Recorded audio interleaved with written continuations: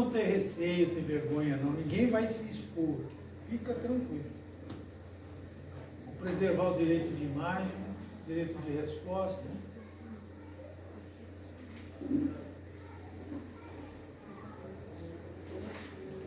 Pode ser desde aquela, eu acordo, eu abro o olho, eu espreguiço.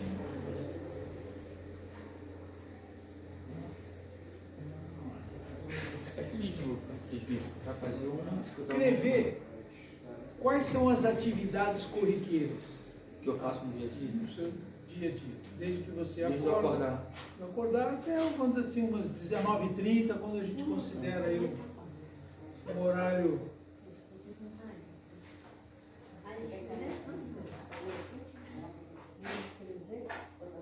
Atividades corriqueiras, né? Isso. Mas é durante o dia, sequência do dia? É, durante o dia. Tá. Depois que acorda. não, aquelas esporádicas. Não, tem que ser um caderno. É, eu também. Pode ser. Tem que ser um grande, pelo menos. Quer fazer um podcast? Fica à vontade. Uma folha dessa aqui pra mim não dá. É, Tem que ser Ou eu vou escrever uma frase só. Pô.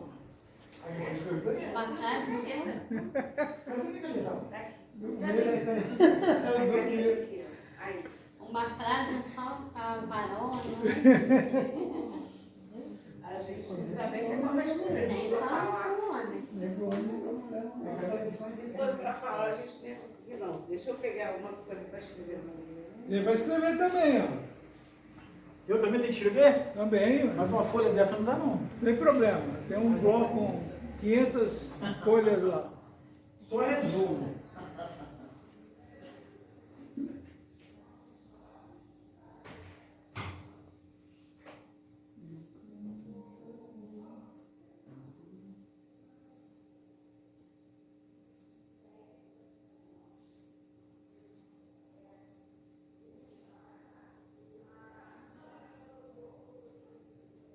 Pode colocar que alimenta o gasto, tá?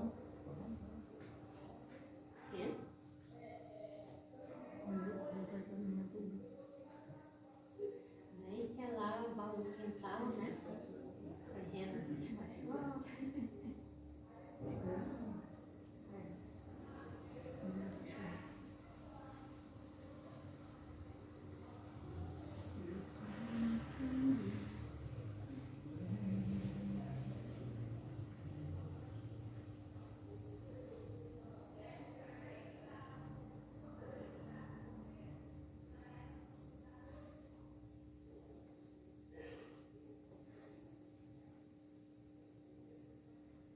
Vai lá, mais um minutinho. Eita, Jeová, é muito bom. Não dá não. Só resumir, né? Senão, nem o pastor, não dá, vai ser bonito. Ivan tá pensando muito.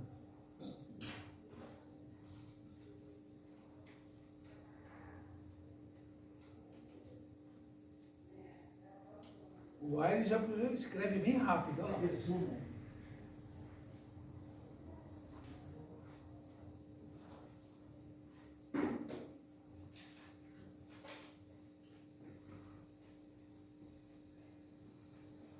A Alda foi pedir ajuda às universidades. Ninguém quis me ajudar mesmo. Um pouco difícil. Vamos lá, gente. Ninguém.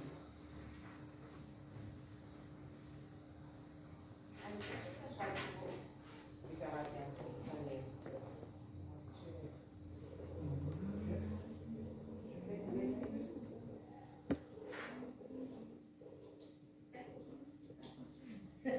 Eita, gente.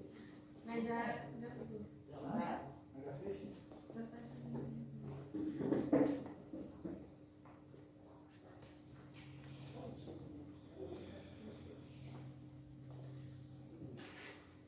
Mas aquela funcionou. Tá difícil de escrever, Adriano? Tempo. Por a caneta.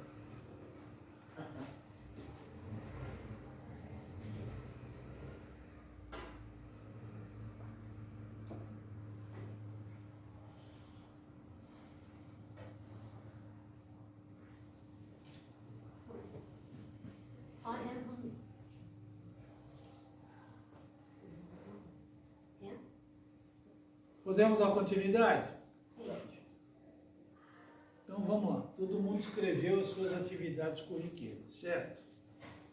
Então não vou pedir para ninguém ler, não, como eu tinha falado no início. Mas eu vou fazer algumas perguntinhas. Quantas vezes vocês escreveram aí que vocês bebem água por dia? Eu não vou Eu escrevi entender. uma. Eu bebo 2,5 litros. Mas e quantas vezes você escreveu que você bebe água? Eu bebo água É. Não escrevi. 2 Eu não vezes. escrevi nenhuma. 2 vezes. Quantas vezes vocês escreveram que vocês vão ao banheiro? Eu não vou Ah, eu entender. escrevi. Que vocês lavam as mãos? Não vou entender. Que vocês comem, eu acredito que todo mundo escreveu. Seja o almoço, seja um biscoitinho, seja um café no meio da manhã, de tarde. Isso provavelmente todo mundo escreveu. Sim. Quem escreveu aí, eu paro para ler a Bíblia?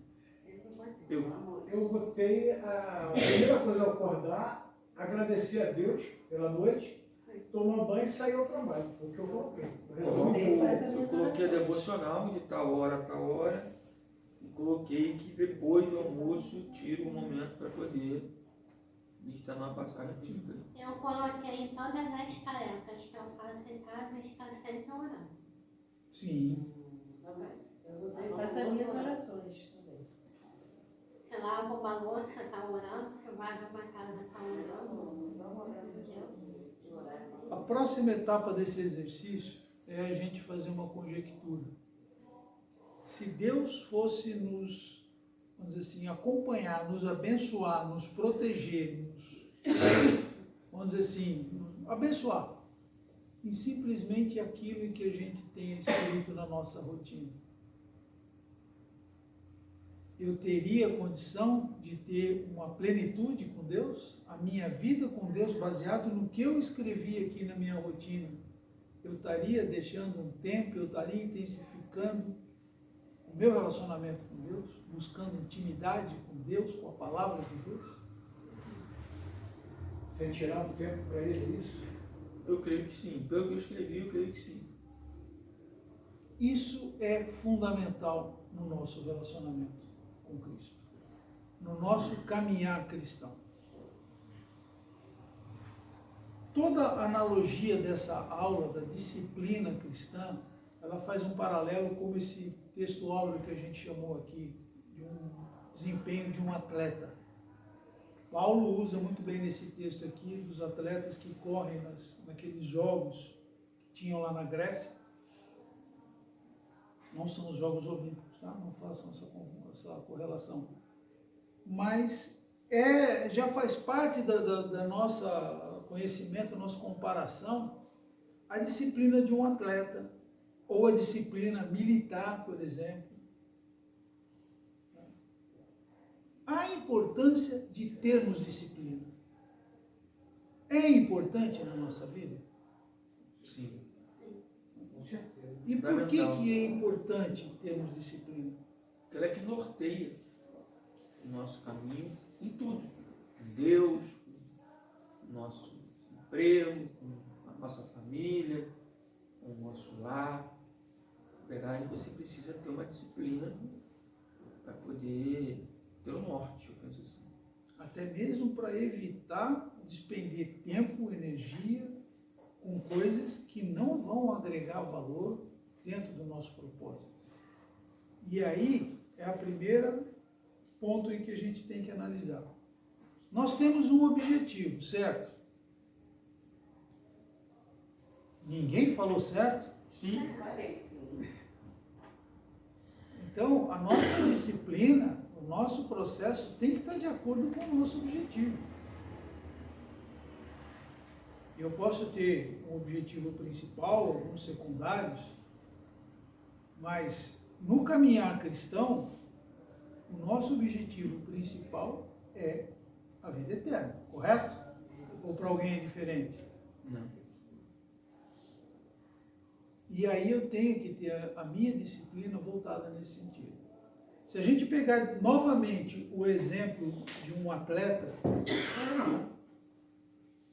o que a gente pega? Vamos pegar a coisa mais corriqueira, mais do nosso dia a dia, vai, o tão famoso futebol. Tá? A gente ouve comentários aí de que, por exemplo, você pega lá o time do Fluminense, o que é exigido em treinamento pelo Fernando Diniz é uma coisa que eles se desgastam mais no treino do que nos jogos propriamente ditos.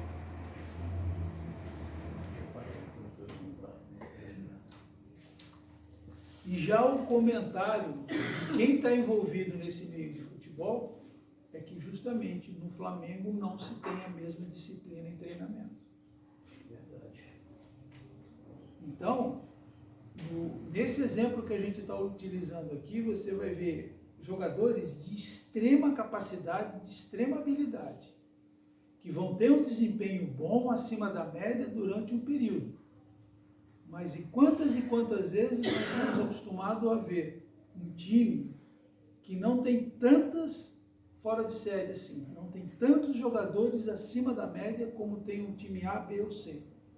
Mas ele tem um resultado satisfatório, um resultado muito bom durante um tempo muito maior. Por quê? Disciplina. Um nadador, que a meta dele é alcançar a medalha olímpica. Ele treina, ele treina, ele treina e ele treina. E quando tiver um tempinho vago, o que ele vai fazer? Ele vai treinar. E é a disciplina no horário de acordar, no horário de se alimentar, o que se alimentar, quais são os dias em que ele pode ter uma exceção a esse ritmo, a essa alimentação. Se a gente levar para o nosso lado profissional, a prática, a disciplina, também nos torna profissionais acima da média. E por que o nosso caminhar cristão, a nossa vida espiritual não é tomado da mesma disciplina? E aí, diga, Lucas. Só um pequeno comentário, presbítero. Eu vejo, né? Não vou dizer que todos veem. Por exemplo, hoje passamos por um momento muito delicado, isso eu disse, em relação ao lado profissional, né? Ao lado pessoal, está tudo envolvido. Profissional, pessoal, vai sendo uma escadinha que vai ligando uma coisa a outra. Então, eu creio que em cima do que o senhor está dizendo, do tempo que nós temos que estarmos propondo a Deus, e que, em contrapartida do que Ele faz por nós, é praticamente nada do que nós dispomos a Ele como tempo durante o dia. E muitas das vezes, hoje em dia, nós vemos ter essa descrença. A descrença de quê? De que eu estou fazendo, né? Eu acordo às 3 para orar, depois eu levanto às 6, faço minha devocional, eu oro durante o dia, a irmã diz que ora o dia inteiro, ou está trabalhando em casa, a Roseli também, tudo mais. Mas mesmo assim, por que não acontece? Por exemplo, eu estou dando um exemplo de quem está buscando uma oportunidade, vamos dizer, no mercado. E aí leva aquela pessoa a dizer, mas eu estou fazendo tudo, né? E eu acho que aí entra também umas outras coisas que são fundamentais. O tempo de Deus, né? O porquê de Deus, né? O porquê que aquilo está servindo de aprendizado, você passar a entender o aprendizado daquilo que está acontecendo. Então, eu acho que até para um atleta também, quando não está tendo um bom rendimento, ele precisa passar por um aprendizado de por que não está tendo um bom rendimento. Se eu estou treinando pouco, se eu estou treinando mal, se a minha cabeça não está legal, se eu acho que o técnico não vai comigo, né? Então, é mais ou menos isso que eu queria, se eu estou fazendo claro. Sim, tá. Né? Sim. Foi muito pertinente esse comentário, essa colocação, porque nós temos normalmente aquela expectativa de que as coisas aconteçam no tempo em que eu determinei, ou o tempo que eu espero. Então, se eu vou me preparar para daqui, sei lá, 1 ano eu quero estar num emprego assim, assim, assado, então eu vou buscar conhecimento, eu vou me preparar, eu vou me dedicar, eu vou me esforçar, e passou aquele tempo, não aconteceu. A pergunta é o tempo de Deus para aquele projeto? E a pergunta até mais importante, esse teu planejamento, esse teu projeto, ele está em sintonia com os planos de Deus para a tua vida? Então, isso é fundamental. Então, dentro do nosso objetivo, nós temos que ter intimidade. A gente precisa saber quais são os planos de Deus para a nossa vida. Não, simplesmente agora eu quero sair do Rio de Janeiro, eu quero morar lá em Minas Gerais. Beleza. Deus tem planos para a minha vida em Minas Gerais? Ou os planos dele é em Porto Alegre? Ou é aqui no Rio? Então não adianta nada eu também me disciplinar a fazer isso se não tiver em conformidade com Deus, porque É porque eu quero tudo no meu tempo, né? exatamente. Eu não quero esperar o tempo dele, né? E até o que foi mencionado hoje, utilizado aqui no nosso texto no início da consagração. Tá? Nós lemos Josué 1, versículo 7 e 8. 7, 8. Tá?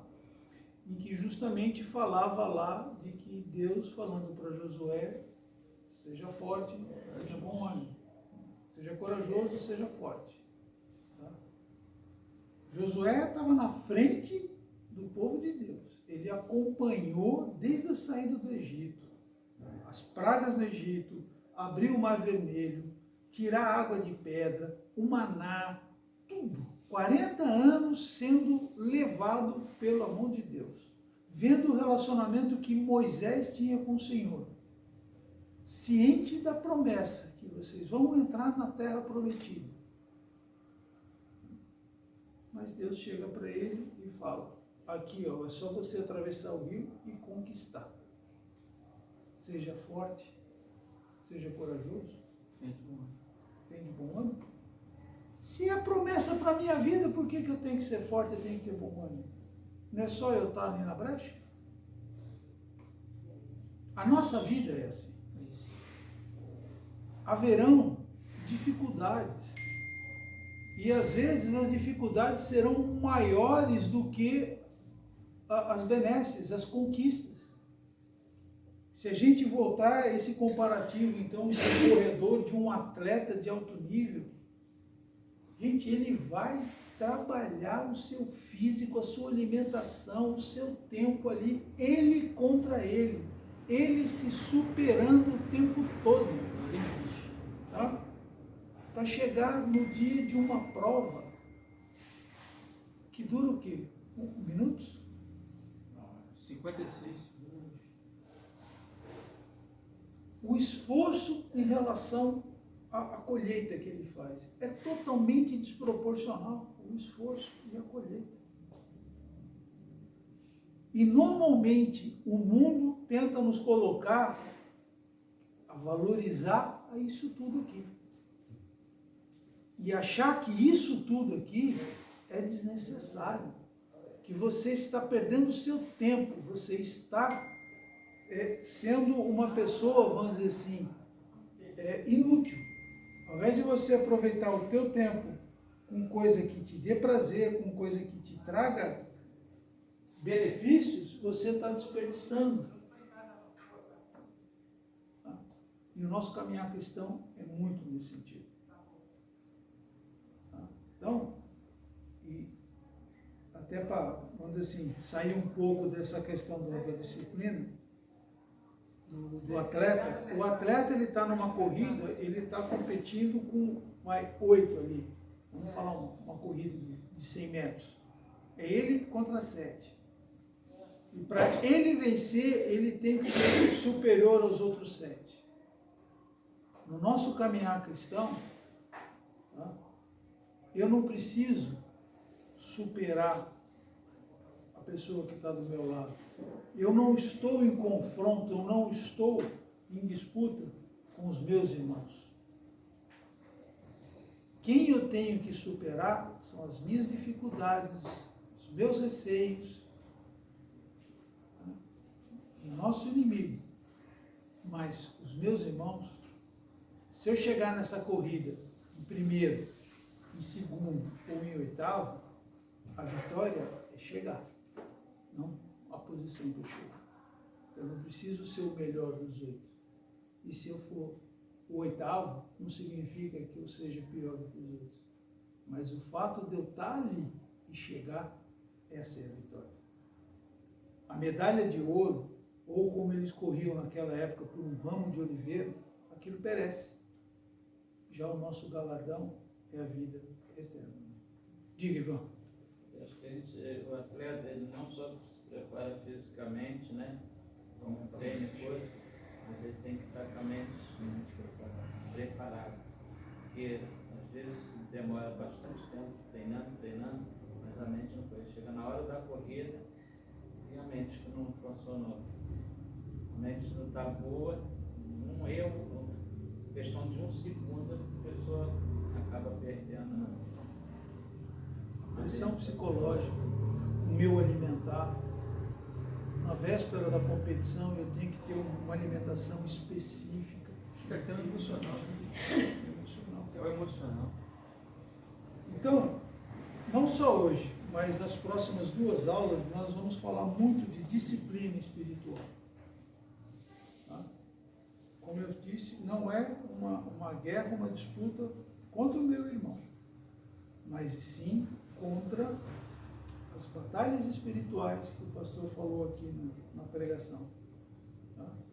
Isso é muito importante, por mais que eu saiba quais são os planos de Deus para a minha vida, que eu estou fazendo a minha parte, que eu tenho meu devocional, não significa que o inimigo está tentando contra a minha vida. Que ele vai colocar obstáculos. Então, nós precisamos ter isso em mente.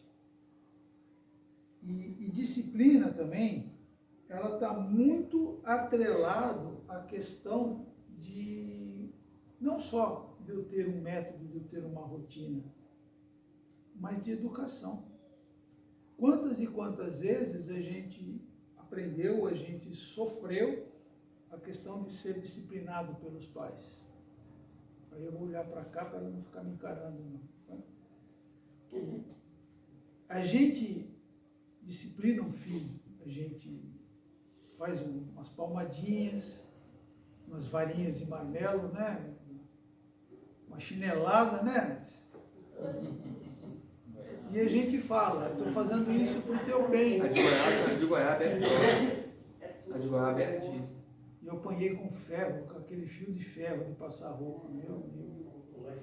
Justo eu, que era uma criança tão pacata, tão boazinha. Vamos pular esse pedaço. Eu apanhei com palma na glória. Entendeu? Mas faz parte do nosso caminhar. Não adianta nada enquanto eu, um pai zeloso que ama os meus filhos, ver eles indo para um caminho que a gente sabe que vai dar algo errado. Como dizem, vai dar ruim. E deixar, tadinho. Não vou botar ele de castigo, não vou corrigir. Poxa, ele tem tanto estudo, tanta vida, tal, não sei o quê, deixa ele. Daqui a pouco ele aprende que não é assim. Fala isso. Mas eu acho que nossos pais erraram um pouquinho, porque a Bíblia manda corrigir com a vara. Mas ele batia de tudo quanto era maneira, fio de chinelo, panela se tivesse, Palmatória. palmatória, né? Eu vou dizer o seguinte, eles eram ecologicamente corretos. Pô, a gente não ia ter mais árvores se todas as correções fossem com vara. Era vara de bambu. Até com o chinelo na mão, uma correr. Não, mas manda bater com a vara. Fica aí que eu vou pegar a vara. Vai lá pegar a vara. Quando vai pegar ali? Meu irmão, vazou, velho. Não vai ficar esperando. Pô, mas minha mãe não esquecia, não. Não Tu esqueceu? ia tomar banho quando tu ia dormir, ela dizia, agora vamos acertar as contas. Não era assim, ó? E cá entre nós era pior, hein? Não era assim. Era pior, hein? Lá em casa nós Eu não tinha nem pra onde correr. Lá em casa a gente chorava 2 vezes. Então, vamos lá. Uma antes de apanhar, outra que estava apanhando. Era só olhar, já sabia que ia apanhar. Gente, A minha mãe botava botava a gente de joelho no Milho. negócio de Milho milho. também. E fica aí, ó. E se sair, vai ser o dobro. Funcionava, não funcionava? Funcionou. Vamos lá, Luiz. Então vamos lá. Até hoje. Aqui, Apaixonada. vamos dizer assim, na página 54, o último parágrafo. Lá. Todos os cristãos compromissados, ou até mesmo aqueles que não são tão envolvidos assim, desejam, no fundo, ter uma vida espiritual saudável e um relacionamento íntimo com Deus. Ok? Entretanto, essa palavra é triste. Habitualmente, nós descansamos após a nossa conversão. E o crer em Jesus passa a ser o bastante. Ou seja, declaramos que Jesus Cristo como nosso Senhor e suficiente Salvador. Passamos a comparecer a uma igreja aos domingos e ter uma vida, tente bem para esse termo aqui, mediocremente melhor do ponto de vista moral. Contudo, esse não deve ser o único resultado da nossa conversão e caminhada com o Senhor. Eu não vou pedir para ninguém levantar a mão aqui para ver quem já se passa por isso ou quem se enquadra nessa situação. E embora a palavra mediocremente possa ser uma coisa pejorativa, uma coisa que classifica como lá embaixo, não é. Medíocre é uma coisa que está totalmente na média. A média é ruim? Não. Ruim é abaixo da média. A média é bom? Não. Bom é acima da média. Então, se eu estiver na média, para falar o português correto, não estou cheirando e nem fedendo. É mais ou menos isso que você estava sugerindo, né? Então, se eu me disponho a ser um servo de Deus, eu entendo que o meu chamado é fazer diferença no mundo, ser luz para o mundo, sal para a terra, e tenho um comportamento, um desempenho medíocre, eu não posso estar satisfeito com isso. Podem ter várias circunstâncias que me limitam, que me puxam para baixo da média. E já é uma luta muito severa eu conseguir estar na média. Mas eu não posso me contentar com isso. Eu sair debaixo da média e atingir a média é uma vitória? Com certeza é. Mas eu não posso, em momento algum, achar que isso está satisfeito. Ufa, venci. Não. Eu superei uma batalha. O nosso foco, o nosso objetivo é chegar lá. Na vida eterna. E eu preciso dessa disciplina espiritual. E a disciplina é hábito constante e correções vindas do Senhor o tempo todo. Eu preciso estar pronto. Eu preciso estar apto para atingir a plenitude da vida cristã, que é a salvação. Então, enquanto eu não chegar lá, essa minha vida aqui não tem serventia? Não, muito pelo contrário, ela tem. E eu não posso ficar numa posição cômoda de que, bom, a totalidade do que Deus separou para mim é só na vida eterna. Jesus nos ensinou através da oração. Venha a nós o vosso reino, seja feita a tua vontade, assim na terra como no céu. Então, mesmo enquanto eu estiver caminhando aqui, que não é o meu objetivo, que não é a minha casa, vamos dizer assim, a minha terra, eu tenho que esperar, eu tenho que almejar, eu tenho que fazer por onde viver uma vida como Deus nos ensinou, como Jesus nos ensinou. A não priorizar as questões desse mundo, como Paulo disse, né? O pior dos humanos seria se eu só valorizasse as coisas terrenas. Então, o nosso caminhar, ele tem que ser nesse sentido. E a disciplina vai nos moldar justamente para colhermos todos os benefícios que Deus colocou para a gente.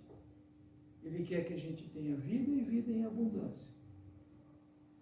Só que tem um detalhe. Eu sei valorizar. Eu sei usufruir. Porque a gente pode fazer uma correlação aqui de fazer por merecer, correto? Eu me dedicar, eu ter a disciplina, eu me empenhar, eu buscar sempre o melhor, eu vou fazer por merecer. Normalmente é essa associação que a gente faz. Só que a gente lembra das aulas anteriores que a graça não é por mérito. Então por que eu tenho que fazer por merecer?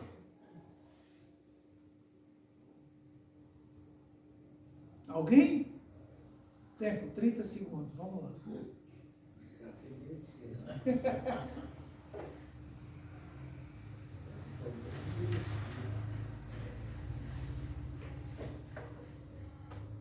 A expressão correta não é fazer por merecer. É ter discernimento. Conseguir dar valor, usufruir. Se eu não estiver preparado, tudo aquilo que ele disponibiliza para mim, eu não vou saber quantificar, eu não vou saber valorizar. Os pequenos detalhes. E aí a gente entra nas aulas anteriores do amadurecimento cristão. O fruto do Espírito. Eu estou demonstrando os frutos, ou fruto do Espírito. No meu dia a dia, é visível em mim o fruto do Espírito. Lembrando que o fruto são todos aqueles dons. Não é apenas um deles. São todos. Lembra de uma demonstração que teve aqui da atividade para criança? A gente pode associar o fruto do Espírito como uma tangerina, uma mexerica, para mim que sou paulista. O fruto é um, mas ele tem vários gomos. E eu preciso que cada um desses gomos esteja presente no meu dia a dia. Que todos identifiquem, vejam e se sintam estimulados para também alcançar esse fruto. Então, a nossa disciplina, a nossa postura, o nosso caminhar tem que ser nesse sentido. Voltando aqui à revista. O que são as disciplinas espirituais? Segundo Donald Whitney, as disciplinas espirituais são as disciplinas pessoais e corporativas que promovem o crescimento espiritual. São hábitos de devoção e cristianismo experimental que tem sido praticado pelo povo de Deus desde os tempos bíblicos. Esclarecimento bem catedrático. As disciplinas espirituais são maneiras comuns e diárias que Deus nos deixou para experimentarmos os benefícios do sacrifício de Cristo. Em outras palavras, é a forma de desfrutarmos um relacionamento pleno com o Senhor e desenvolver a nossa vida espiritual. Sem as tais disciplinas, em nenhum momento nós tornaremos cristãos maduros. É fundamental buscarmos o relacionamento com Deus para sermos moldados por Ele. Para haver crescimento espiritual, é necessário exercitarmos o nosso espírito à conformidade do caráter de Jesus Cristo, nosso modelo. Não há como termos uma rica experiência espiritual à parte dos meios da graça. Uma fé genuína precisa conduzir o cristão a desenvolver a sua santidade e a ansiar viver uma vida que imite a Jesus Cristo. Está lá em 1 Coríntios 11:1. Que seja, literalmente, uma cópia de Jesus. É por essa razão que as disciplinas espirituais são tão importantes. É necessário destacar também que não devemos praticar as disciplinas como se fosse uma obrigação, ou pior, uma penitência. Como filhos de Deus, precisamos ter prazer em sua presença e em desenvolvermos a nossa santidade, buscando um relacionamento íntimo e uma vida pura de adoração ao Pai. Amém? Dúvidas? Interessante, né? Às vezes, alguns, assim, eu já ouvi falar sobre algumas criações, né? Que às vezes tinham mães ou pais que botavam, às vezes, a criança de castigo para ler a Bíblia. Aí passa uma informação errada para a criança. Botar como castigo, entendeu?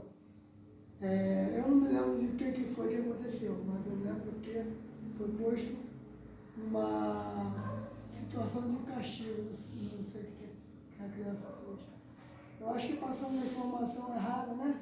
No caso, aí esse exemplo é bem interessante, Maurício, pelo seguinte: a intenção pode até ter sido boa, sim, mas a forma como foi feita fica mais difícil alcançar o passa objetivo. informação errada, né? Tá? Passa informação errada, a criança. E uma outra leva coisa como castigo, que também é o ensinar no caminho, né? Sim, Eu entendo que numa situação dessa você deve demonstrar para a criança o que ela fez de errado, o porquê que ela fez de errado, e que, lendo a Bíblia, ela vai encontrar orientação para que não volte a praticar esses erros. Mas o fundamental é a gente estar com ela lendo a Bíblia. É muito, por exemplo, vago, quando fala outra coisa, sim, eu obrigar os meus filhos a lerem a Bíblia diariamente, mas se eu não faço. sim. Então, aquilo está sendo para quê? É importante para o seu caminhar. E por que eu não faço? Importante essa informação, só que a colocação, no caso, foi errada, né? Exatamente. Porque acabou levando como castigo, aí a pessoa. Conjecturando o que o Maurício está dizendo, uma expressão militar, né, vamos dizer, que se dizia bem lá atrás, aquela história de que faz o que eu mando, mas não faz O que eu faço? o que eu faço. Basicamente isso aí. Essa forma de ensinar. E isso é muito comum. É muito comum. Muito mais comum do que a gente imagina. Quer ver um exemplo disso? Quer saber como que eu estou fazendo isso, às vezes até inconscientemente? Pergunte para os filhos.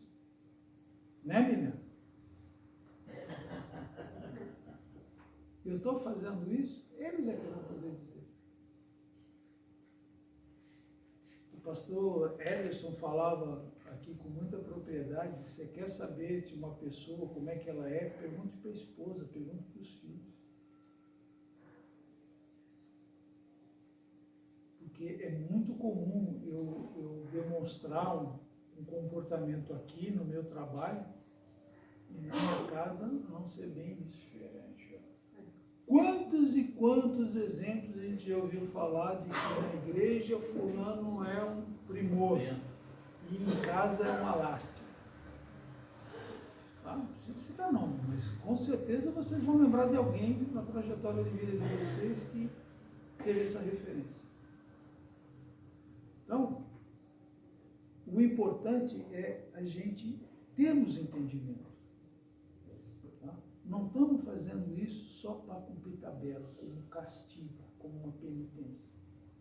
Se eu não conseguir demonstrar para os meus filhos, para minha esposa, para minha parentela, a importância de um caminhar cristão, de ser cristão, eles me verem como um cristão,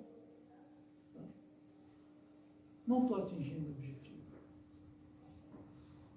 Outro dia eu estava conversando lá com a minha nora e com o meu filho, e eles estavam falando o seguinte: um cristão entende-se como servo de Cristo. E você, enquanto servo de Cristo, você não é servo de Cristo aqui na igreja. Você é servo de Cristo o tempo todo. Ou então você não é servo.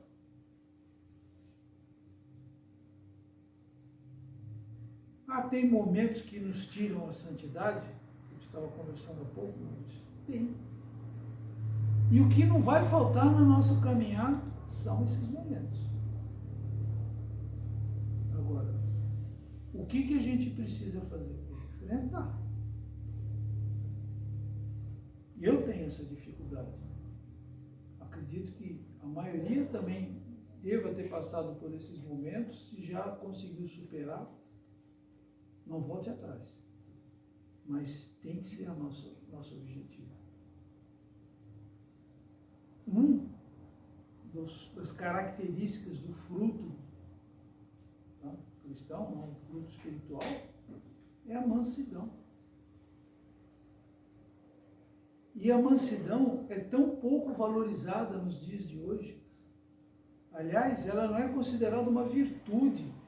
Lá fora é considerado um defeito, e um defeito grave. Porque toda a postura do mundo lá fora te coloca como você tem que ser empoderado. Uma pessoa de conquista. A tua palavra, a tua opinião é a mais importante que a de todo mundo. Isso é mentira. Permitir, presbítero, vou contar aqui um testemunho. A última empresa em que eu passei, que eu saí, já fazem 10 meses, né? Eu estou aí buscando essa colocação. É que desde quando eu entrei na empresa,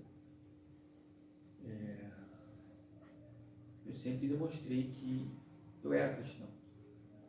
Então eu prefiro demonstrar no início, ser o que eu sou no início, se vai haver aceitação ou não, bem.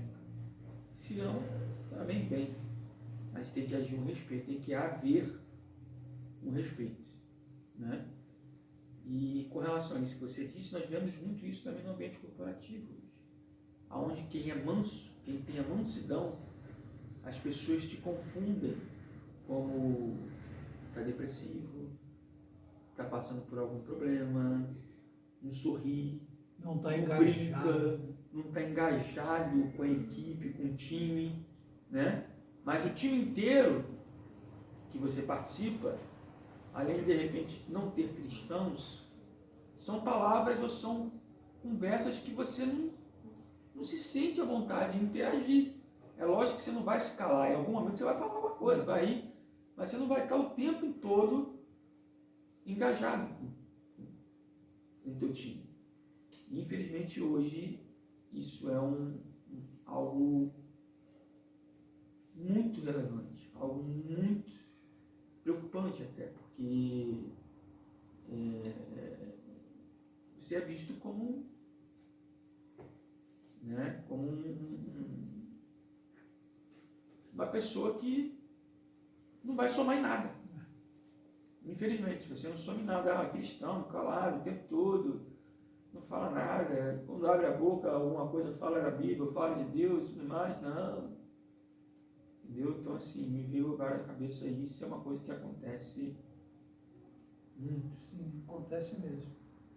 E aí você pode até pegar esse exemplo aí, quando você tem uma situação em que a Bíblia condena muito, desde lá do Deuteronômio, né?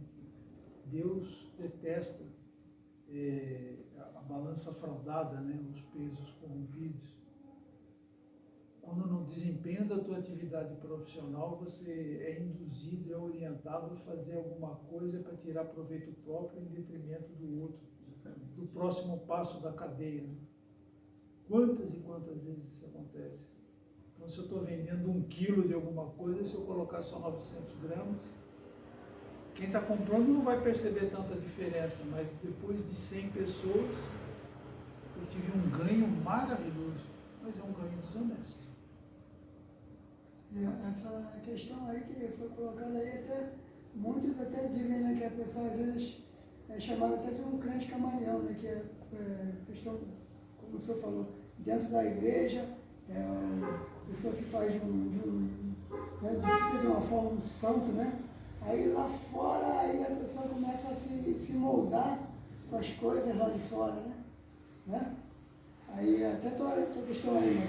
Tu se manteve ali, né? No teu propósito, no teu trabalho. As pessoas às vezes pensam naquilo, porque você está fora, você viver uma forma diferente. Se você não se manter assim, da mesma forma que você se mantém dentro na congregação, você vai lá para fora, você se molda como os lá de fora, né? As pessoas que não estão ligadas com Cristo, não estão, os que não são cristãos, né? Aí você acaba caindo nessa colocação, né? Como um crente camaleão, que muda conforme o ambiente. Vai se adaptar para poder agradar. Agradar quem está fora. Né? Na igreja que eu me converti, o pastor César ele usava muito a expressão o crente agente secreto, ele chamava de crente James Bond. Né? Que um dia alguém descobria que você era crente, rapaz, jamais ia imaginar que você era cristão. E tem gente que fica contente de ouvir uma expressão dessa. Como é que eu estou sendo sal para a terra? Como é que eu estou sendo luz para o mundo? Se ninguém sabe que eu sou um cristão. Comigo aconteceu há muito tempo atrás, antes de eu me converter, às vezes as pessoas passavam por mim, já aconteceu, e me perguntavam assim, você é crente? Tu nem era. Eu nem era. Aí o que eu às vezes assim, me confronta é que hoje em dia eu não escuto mais isso. Aí eu fico eu fico. Ou ele já tem certeza, ou então já. Não, mas é uma coisa interessante. Você, antes de você fazer parte, as pessoas falam assim, você é. Quando você faz parte. Ninguém pergunta mais. Mas aí eu acho que já não precisa fazer essa pergunta, que já está vendo a tua expressão. Sim, mas Em algum momento alguém pode falar assim, você é crente, não é? Sente falta disso. Olha que essa época. Eu tinha visto algo diferente em você. Tipo, vamos dizer assim, seria interessante chegar naquela situação de quando você entra no ambiente, muda o tipo de conversa. Para-se de falar palavrão e outras coisas porque você está ali. Isso é muito bom. Você está marcando o território, você está sendo uma referência. Aquelas pessoas podem até ainda não estarem querendo fazer como você, mas já estão vendo que tem algo diferente. Quando você chega no ambiente, o ambiente está melhor. Você está carregando Cristo junto contigo. Diga, Alda.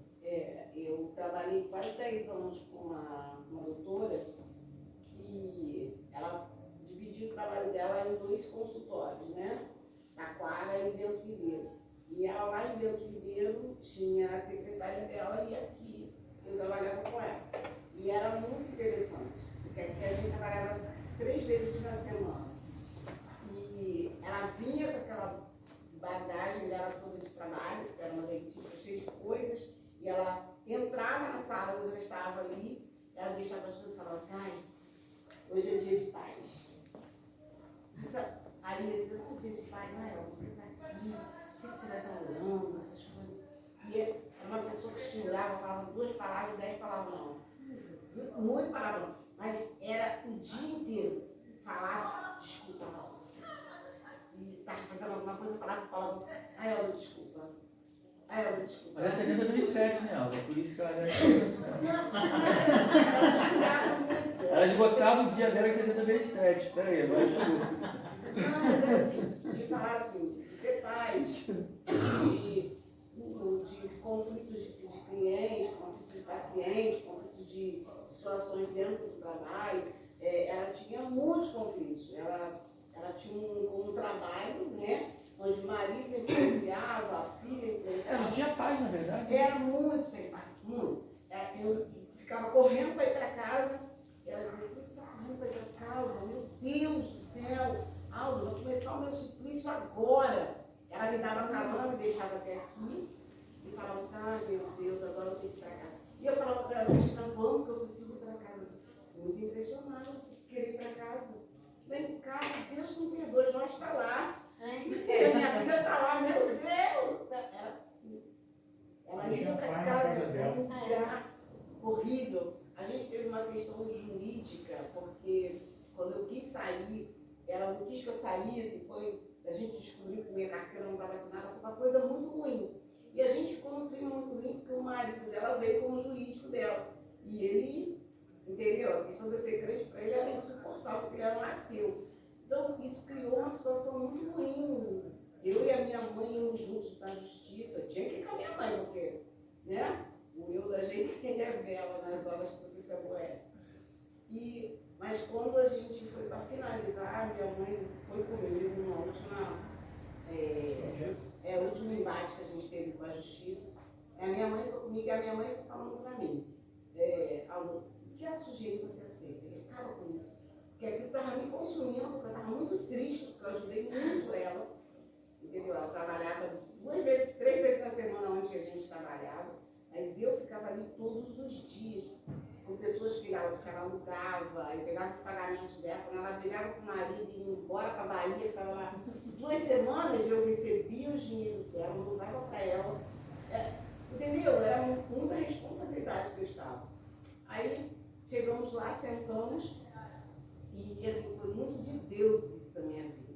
Cheguei lá, sentei, e ela sentada do outro lado, e ela veio na minha direção, o marido não queria deixar ela vir, a gente estava vendo isso. E a minha mãe falava assim, ó, quando ela vier, o que ela falar, aceita. Meu advogado era um cristão também na nossa igreja, metodista. Eu falei, olha, o advogado dela quer fazer um acordo, e a gente vai entrar num acordo com ela.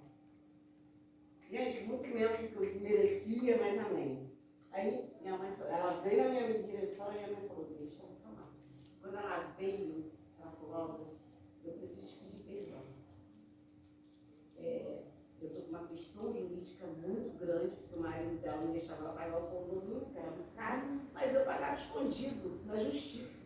Arranjamos um advogado fazer depósito em juízo, né?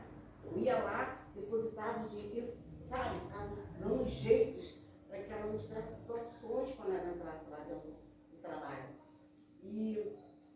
E quando ela sentou do meu lado, falou que preciso tipo de perdão, né?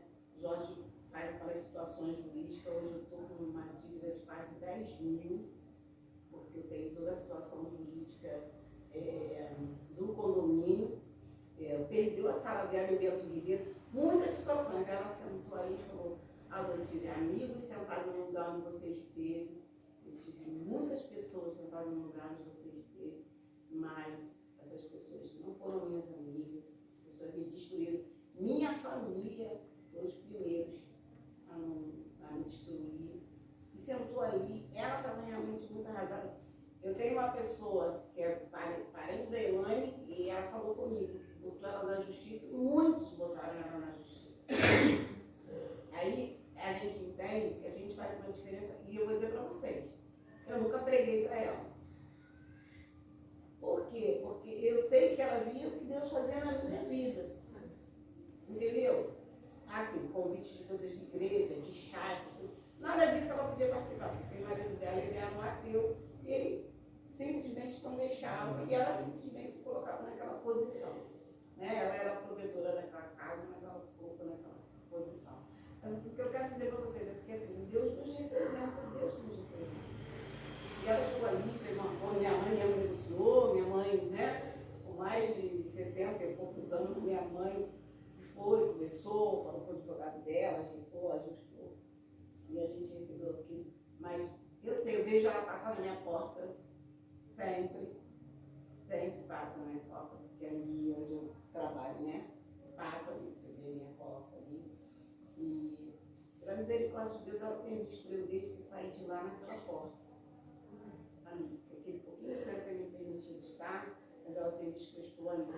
A gente sabe que tem muita gente procurando ela onde ela está atendendo, também não sei onde é. Mas é muito triste quando a gente vê que as pessoas não têm paz na sua casa, com muito dinheiro, vocês não têm noção. Muito dinheiro que ela tinha. Mas não tinha uma alegria de ir para casa. Amém? Eu também estou no seu tempo aí. A nossa a nossa postura, o nosso posicionamento é um testemunho, é uma pregação. Ok?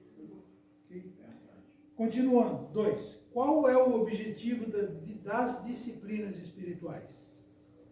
Um dos principais e cruciais objetivos das disciplinas espirituais é nos fazer parecidos com Jesus, como já foi citado. A grande verdade é que não temos a necessidade de adivinhar quem é Deus, quem Deus é, como ele age e qual é o seu caráter. Podemos simplesmente conhecê-lo se caminharmos diariamente com ele. As disciplinas espirituais ajudam nesse processo, que também é possível chamar de santificação. A palavra disciplina carrega consigo o poder de atemorizar as pessoas, talvez porque ela é muito aplicada num contexto de castigo e usada em um cenário de injustiça.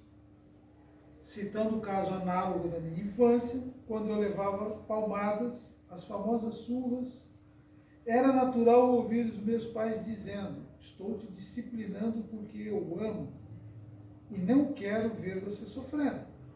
É óbvio que esta frase estava coberta de razão e que era a mais pura e profunda verdade dos seus corações. Mas isso não invalidava as surras que foram dadas impropriamente. Por outro ângulo, posso dizer que em outros momentos, a disciplina aplicada nesse contexto trouxe grandes ensinamentos e me fez crescer em maturidade. Perante isso, a disciplina não é um castigo e nem precisa ser um martírio e sofrimento para ser realizada. Pergunta que não quer calar é: quantas pessoas têm sido extremamente disciplinadas, esforçadas quanto à sua vida profissional, a fim de alcançar os seus objetivos particulares e de negócios? A gente está cansado de ver isso lá fora.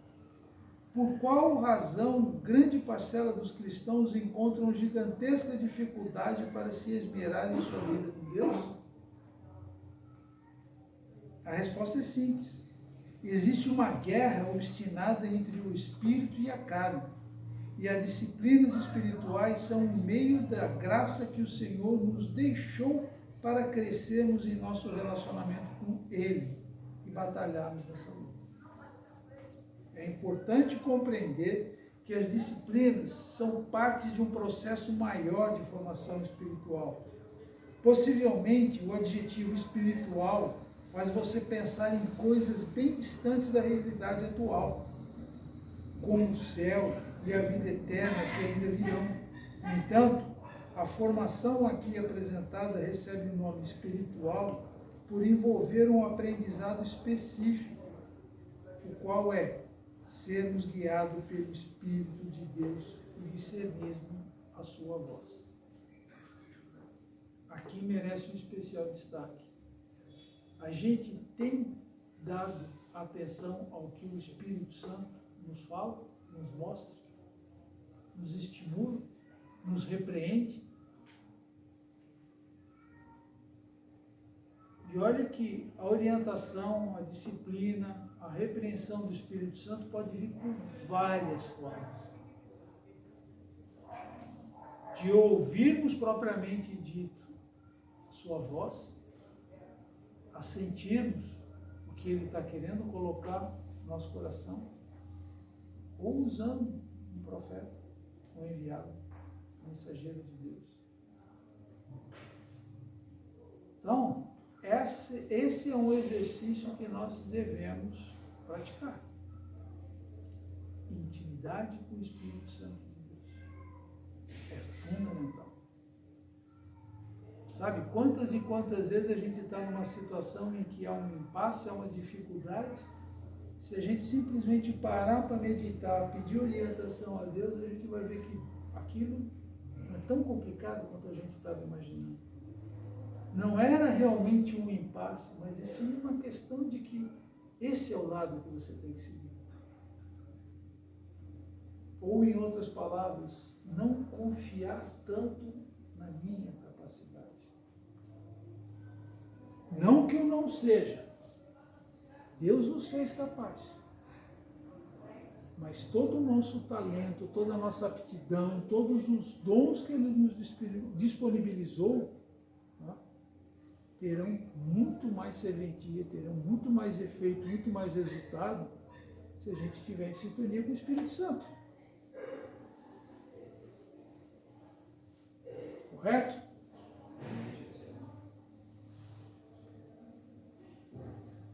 Esse processo ocorre agora em meio à nossa vida diária, cheia de aspectos bem relacionados ao trabalho, escolhas, relacionamentos, pessoas, cuidados com a casa, o corpo, a comunidade e a igreja. Esse aprendizado se amplia e fortalece no momento presente em nossa vida ordinária, ou seja, no dia a dia, enquanto Cristo está sendo formado em nós. Aí vamos ler Gálatas 4:19. Ele fala 4:19, mas nós vamos ler os 5:16 e 17. Deixe que o Espírito guie a sua vida. Assim, não satisfarão os anseios de sua natureza humana. A natureza humana deseja fazer exatamente o oposto que o Espírito quer. E o Espírito nos impele na direção contrária àquela desejada pela natureza humana. Essas duas forças se confrontam o tempo todo, de modo que vocês não têm liberdade de pôr em prática o que intentam fazer. Gálatas 5:16 e 17. Essa batalha espiritual é constante. Constante. Eu tenho uma forma bastante peculiar de traduzir isso para o dia a dia. Eu lembro daqueles desenhos que eu via quando eu era criança. Lembro muito do Pato Donald, mas o Tom e Jerry também tinha isso, que tinha uma hora que tinha um impasse e aparecia duas figurinhas, uma em cada ombro dele, né? Um anjinho e um capetinho. Vai lá, se vinga, o outro, não, deixa para lá, perdoa. E é isso, gente. Tá certo que é uma forma muito lúdica, muito floreada, até infantil, mas é isso que acontece. O que não falta é uma situação em que alguém venha nos provocar e fica olhando assim para você, para ver qual vai ser a tua reação. E até essa semana, mais uma vez, estava falando que tem uma coisa que me incomoda, me tira do sério, é o trânsito. Nossa, isso, vou te contar, ali eu tenho que estar orando o tempo todo, porque me tira do sério, gente, é impressionante. E outro dia eu estava indo até em Milópolis ali. Aí tinha uma pessoa atravessando a rua. Você vê que é comum, às vezes você vê pessoas com dificuldade de locomoção, idosas, empurrando um carrinho de criança. Legal, você está dirigindo, você viu, é tua obrigação, inclusive pelo Código de Trânsito, a favorecer. Tá? Como cristão, então, nem se fala. Mas aí você vê um cidadão de manhã passeando com toda tranquilidade e malemolência, carregando um saquinho de pão, entra numa via principal assim, devagar, olhando para a tua cara, e aí, vai fazer o quê?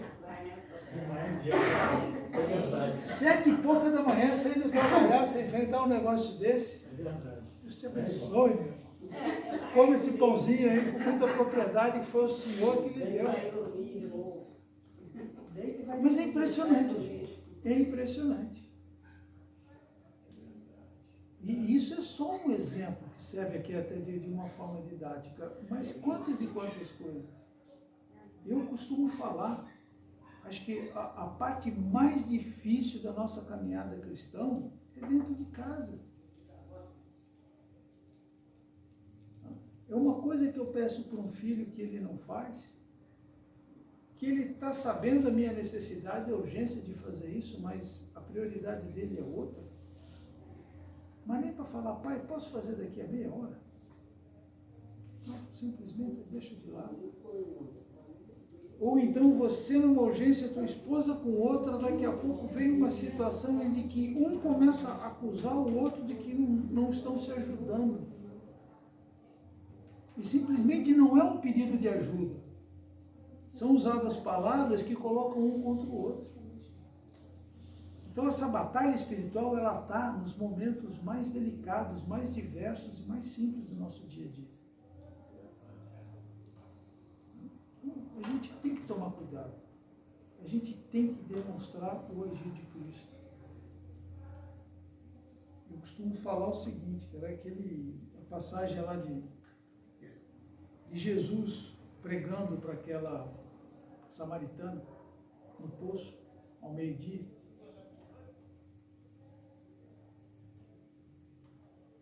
Façam uma reflexão no dia a dia de vocês.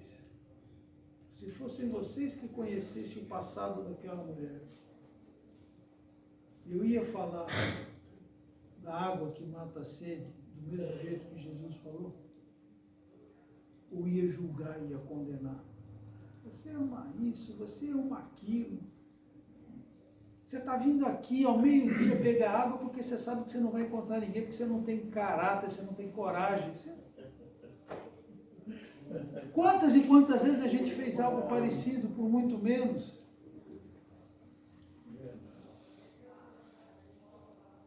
E aí um exercício que a gente tem que fazer no dia a dia, se eu entendo que eu preciso estimular alguém a fazer algo diferente.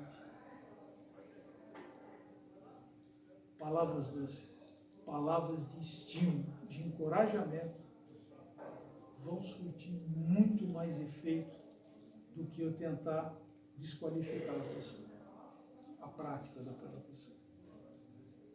Usem isso na vida pessoal, na vida profissional, na vida de igreja, né? Vocês vão ver que o resultado é bem diferente. Mesmo que seja para puxar a orelha mais uma vez de um filho. Mesmo que seja para cobrar o marido que ele não trocou aquela lâmpada ainda, não consertou aquele vazamento, mas que a gente use estímulos. Não ri não, Regina.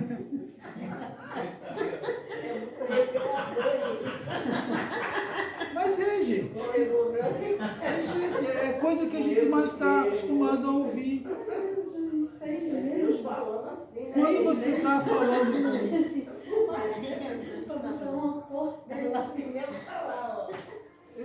gente. E eu não tenho botão na minha camisa que está sem pregar até hoje. E não tem? Tem um monte de situação. Então, tá vendo? A gente tem que saber estimular. Para filho, então, nem se fala. Nem se fala. Bom, nós estamos chegando ao fim. Quer fazer a oferta? Agora saiu o professor e entrou o tesoureiro.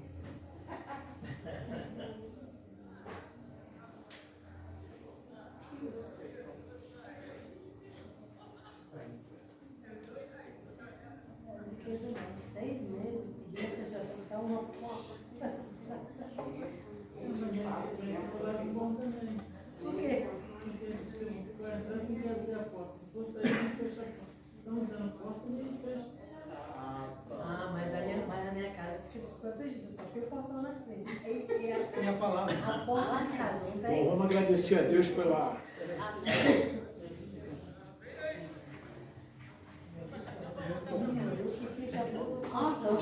Gente, vamos continuar a nossa EBD ofertando a Deus nosso culto. Pai bondoso e maravilhoso, te damos graças, Senhor, por essa manhã especial que tu deu. Começando pela nossa, de manhã, Senhor, nosso jejum, e agora pela nossa EBD. Senhor, que continua nos abençoando, fortalecendo. E venho te pedir também, Senhor, pelo nosso dízimo e a nossa oferta, que tu venha suprir as nossas necessidades. Abençoando aquele que pode, aqueles que não podem, Senhor. Que nunca falte nada no seu prato, Senhor. Em nome de Jesus. Amém. Amém, Deus. Glória a Deus.